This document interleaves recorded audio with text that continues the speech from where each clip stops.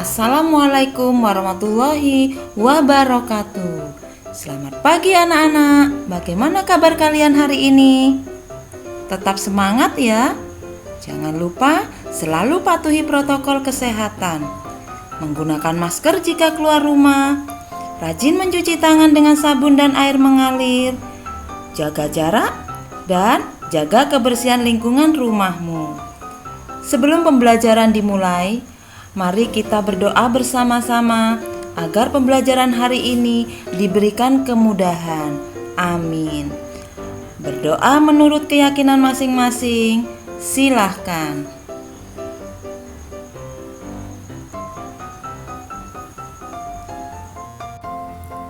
Hari ini kita akan belajar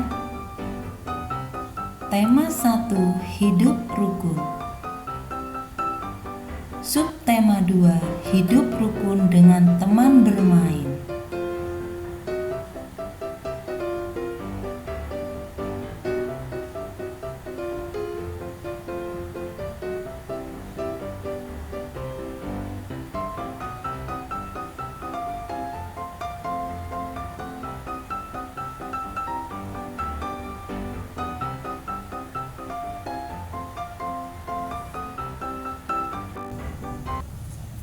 Anak-anak coba perhatikan gambar ini. Apa yang Udin lakukan bersama teman-temannya? Ya, mereka bermain bersama-sama. Ada yang bermain kelereng, ayunan, layang-layang, sepak bola. Pernahkah kalian bermain seperti ini dengan teman-teman kalian? Bagaimana perasaan kalian? Pasti senang kan? Bagaimana sikapmu ketika bermain bersama temanmu? Ya, kita harus saling menghargai, saling membantu, tetap rukun. Apakah kalian dapat bermain jika tidak rukun? Tentunya tidak bisa ya. Udin mempunyai banyak teman. Ada Edo, Lani, Made, dan banyak lagi. Udin sering bermain bersama teman-temannya. Mereka bermain setelah pulang sekolah atau pada hari libur. Udin dan teman-teman bermain dengan rukun.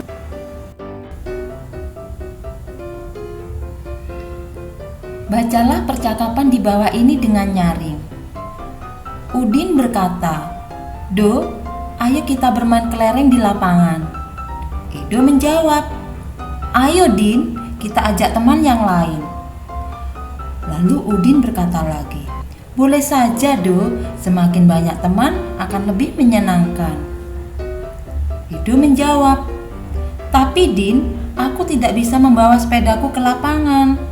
Ban sepedaku bocor." Udin menjawab lagi, "Tidak apa-apa Do, ayo aku bonceng naik sepedaku." Udin dan Edo mengajak semua teman bermain.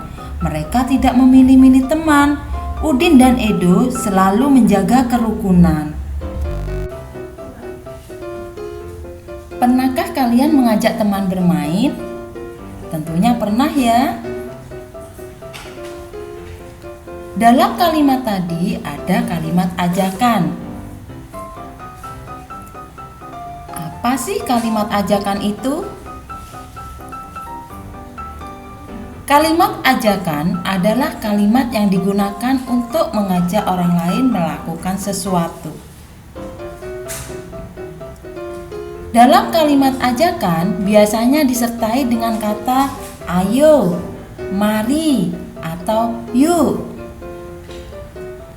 Jika menulis kalimat ajakan harus diakhiri dengan tanda seru. Nah, seperti ini tandanya anak-anak. Kalimat ajakan yang ada dalam percakapan tadi. Dalam percakapan Udin dan Edo ada kalimat ajakan. Nah, kita cari kalimat ajakan dalam percakapan Udin dan Edo. Kalian harus ingat, dalam kalimat ajakan ada kata ayo, mari, atau yuk, dan diakhiri tanda seru. Kira-kira ada berapa ya kalimat ajakan dalam percakapan? Yang pertama, Do, ayo kita bermain kelereng di lapangan. Yang kedua, ayo Din, kita ajak teman yang lain. Sekarang yang ketiga yang mana ya? Nah, ini yang ketiga. Ayo, aku bonceng naik sepedaku. Nah, itu semua termasuk kalimat ajakan.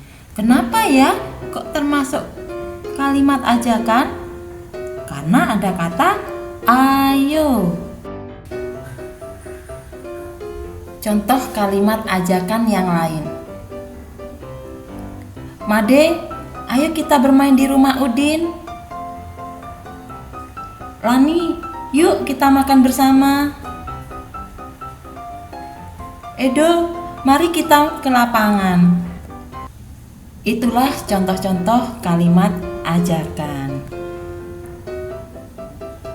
Udin berteman baik dengan Edo. Ketika Edo mendapat kesulitan, Udin mau membantu.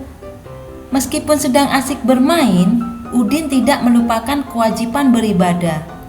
Sikap Udin dan Edo sesuai dengan pengamalan Pancasila, terutama sila pertama dan kedua.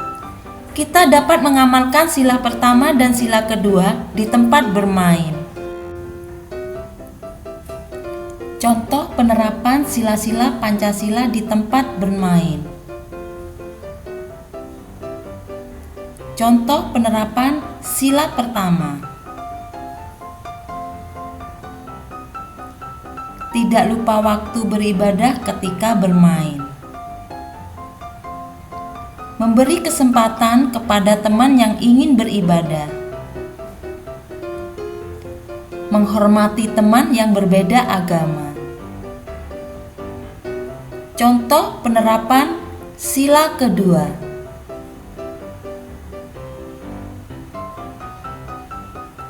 Mematuhi peraturan dalam permainan. Membantu teman yang jatuh. Membantu teman yang mengalami kesulitan saat bermain. Contoh penerapan sila ketiga. Bermain dengan teman dari berbagai suku. Menjaga kekompakan dengan teman bermain. Mau menerima kekurangan teman. Contoh penerapan sila keempat. Berdiskusi menentukan jenis permainan. Bermusyawarah menentukan tempat bermain. Bermusyawarah menentukan pemimpin dalam permainan.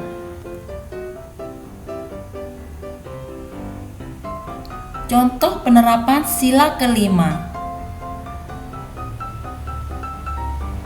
Membagi kelompok bermain secara adil. Bergantian menggunakan alat permainan. Berbagi makanan secara adil kepada teman bermain. Itulah contoh-contoh penerapan sila-sila Pancasila di tempat bermain.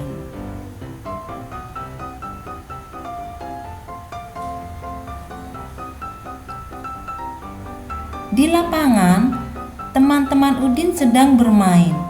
Mereka melakukan berbagai permainan. Salah satunya adalah bermain layang-layang.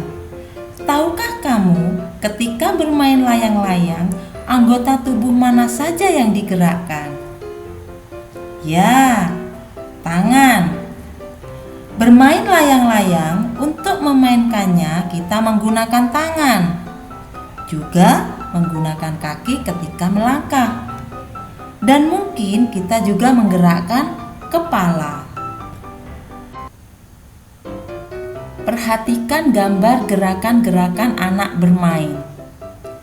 Ada gerakan tangan, ada gerakan kaki, dan juga gerakan kepala. Gerakan tangan ketika bermain, gerakan kaki ketika melangkah, dan juga gerakan kepala dapat dijadikan sebuah gerakan tarian. Gerakan tarian dapat dibuat dari gerakan kita sehari-hari, seperti gerakan tangan, gerakan kaki, dan gerakan kepala. Perhatikan gambar gerakan tarian di bawah ini. Gerakan tari koordinasi antara kepala, tangan, dan kaki. Contohnya seperti ini. Kepala menoleh ke kanan dan ke kiri secara bergantian. Tangan satu ditekuk dan satu diluruskan secara bergantian. Kaki melangkah disilangkan secara bergantian. Gerakan tari koordinasi antara tangan dan kaki. Contohnya seperti ini. Kedua telapak tangan membuka dan tangan lurus ke bawah. Kaki bergeser secara menutup. Jempol bertemu jempol lalu membuka. Itulah contoh gerakan tarian. Udin dan Edo membawa kelereng. Kelereng Udin ada 115. Kelereng Edo ada 124. Perhatikan banyak kelereng itu bila digambarkan dengan kubus satuan. Nah, coba kalian perhatikan di sini. Kelereng Udin ada 115, berarti ada 1 kubus ratusan, 1 kubus puluhan, dan 5 kubus satuan. Sedangkan kelereng Edo ada 124, berarti ada 1 kubus ratusan, 2 kubus puluhan, dan 4 kubus satuan. Perhatikan puluhannya. 10 kurang dari 20. Kubus yang lebih banyak adalah 20. Jadi kelereng Udin lebih sedikit dari kelereng Edo. Coba perhatikan angka 225 dan angka 252. Manakah yang lebih banyak? Cara untuk menentukan suatu bilangan lebih banyak atau kurang dari dengan membandingkan nilai angka pada tempat ratusan, puluhan, dan satuannya. Perhatikan bilangan 225 dan 252. 225 sama dengan 200 ditambah 20 ditambah 5. 252 sama dengan 200 ditambah 50 ditambah 2. Nilai angka pada tempat ratusan kedua bilangan tersebut sama, yaitu 200. Nilai angka pada tempat puluhannya tidak sama, yaitu 20 dan 50. Karena 20 kurang dari 50, maka 225 kurang dari 252. Membandingkan bilangan. Bilangan dapat dibandingkan dengan kata kurang dari, lebih dari, atau sama dengan. Untuk membandingkan bilangan, kita lihat angka yang ratusan, lalu puluhan, dan satuan. Perbandingan kedua bilangan dapat ditulis dalam bentuk simbol. Nih contoh simbolnya. Simbol yang pertama menunjukkan bilangan kurang dari. Simbol yang kedua menunjukkan bilangan lebih dari. Simbol yang ketiga menunjukkan bilangan sama dengan. Perhatikan di sini, ada bilangan 325 dan bilangan 252. Pada kedua bilangan ini kita lihat angka ratusannya. Bilangan 325, angka ratusannya adalah angka 3. Bilangan 252, angka ratusannya adalah angka 2. Karena angka 3 lebih dari 2, maka kalimat perbandingannya adalah 325 lebih dari 252. Kata lebih dari bisa kita ubah menjadi simbol. Nah, nanti akan seperti ini anak-anak. Lancip dari simbolnya kita arahkan ke angka yang lebih kecil. Di sini ada bilangan 227 dan bilangan 278. Pada kedua bilangan ini kita lihat dulu angka ratusannya. Angka ratusannya sama, yaitu angka 2. Kita lihat angka puluhannya. Pada bilangan 227, angka puluhannya adalah angka 2. Pada bilangan 278, angka puluhannya adalah angka 7. Karena angka 2 kurang dari 7, maka kalimat perbandingannya adalah 227 kurang dari 278. Kata kurang dari bisa kita ubah menjadi simbol. Nah, nanti akan seperti ini. Ingat ya, lancip dari simbolnya kita arahkan ke bilangan yang lebih kecil.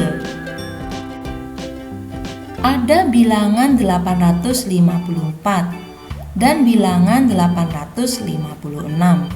Pada kedua bilangan ini, kita lihat dulu angka ratusannya. Angka ratusannya sama, yaitu angka 8. Kalau angka ratusannya sama, kita lihat angka puluhannya. Angka puluhannya sama, yaitu angka 5. Kalau angka ratusannya dan angka puluhannya sama, kita lihat angka satuannya. Pada bilangan 854, angka satuannya adalah 4. Pada bilangan 856, angka satuannya adalah 6. Karena angka 4 kurang dari 6, maka kalimat perbandingannya adalah 854 kurang dari 856. Kata kurang dari bisa kita ubah menjadi simbol. Nah, seperti ini. Sekarang kita belajar mengurutkan bilangan. Cara untuk mengurutkan beberapa bilangan dengan membandingkan nilai ratusan, puluhan, dan satuannya. Perhatikan bilangan 362, 356, dan 348. Bilangan 362 sama dengan 300 ditambah 60 ditambah 2. Bilangan 356 sama dengan 300 ditambah 50 ditambah 6. Bilangan 348 sama dengan 300 ditambah 40 ditambah 8. Nilai ratusan ketiga bilangan tersebut sama, yaitu 300. Nilai puluhannya tidak sama, yaitu 60, 50, dan 40. Urutan bilangan mulai dari yang terbesar 362, 356, 348. Sedangkan urutan bilangan mulai dari yang terkecil 348, 356, 362. Anak-anak, demikianlah pembelajaran tema 1 hidup rukun, subtema 2 hidup rukun dengan teman bermain. Semoga pembelajaran ini bermanfaat bagi kita semua dan dapat membantu kalian belajar di rumah. Terima kasih. Wassalamualaikum warahmatullahi wabarakatuh. Tetap semangat.